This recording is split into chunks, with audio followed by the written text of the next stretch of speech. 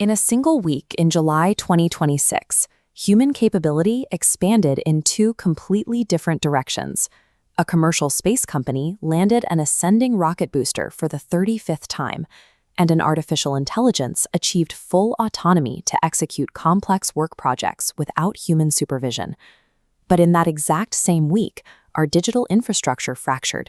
Security researchers broke a supposedly unhackable passwordless authentication system.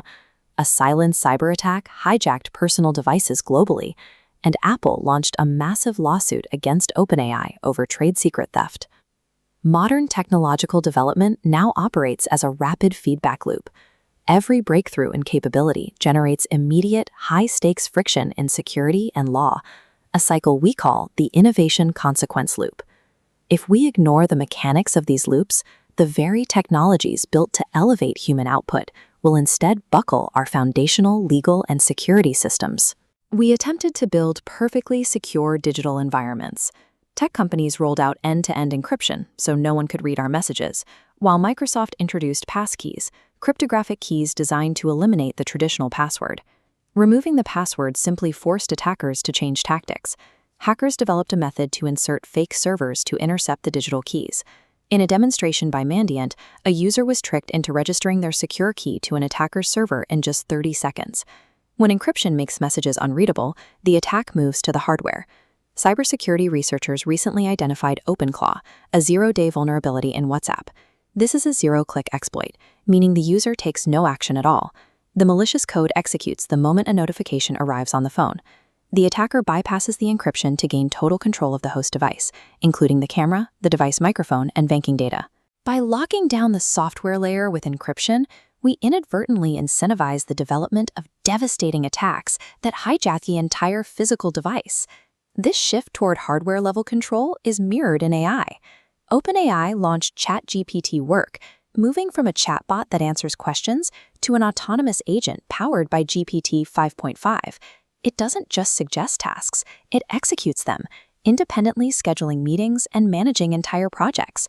This agent integrates directly with enterprise software like Salesforce and Slack, placing 30% of administrative jobs at risk by 2030 as the AI begins performing the work itself. But building an agent with long-term memory requires a scale of training data that current laws struggle to categorize. This triggered a massive legal collision.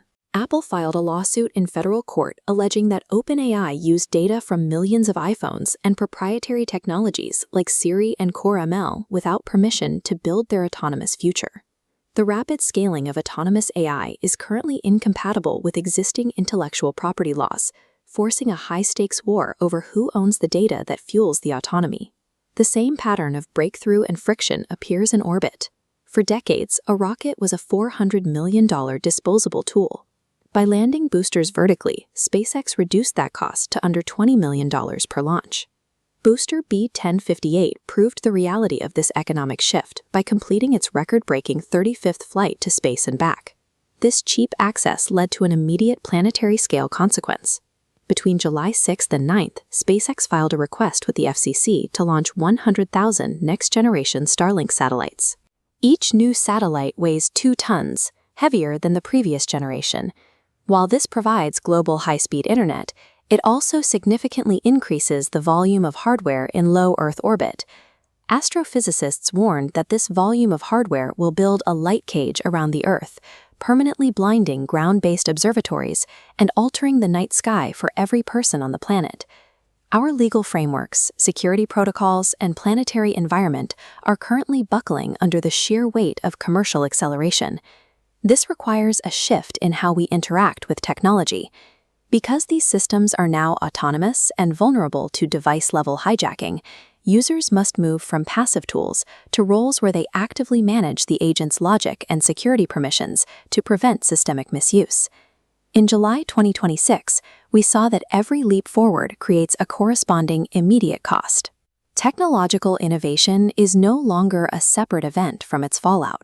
Success now depends on how quickly we can adapt to the friction that follows every breakthrough.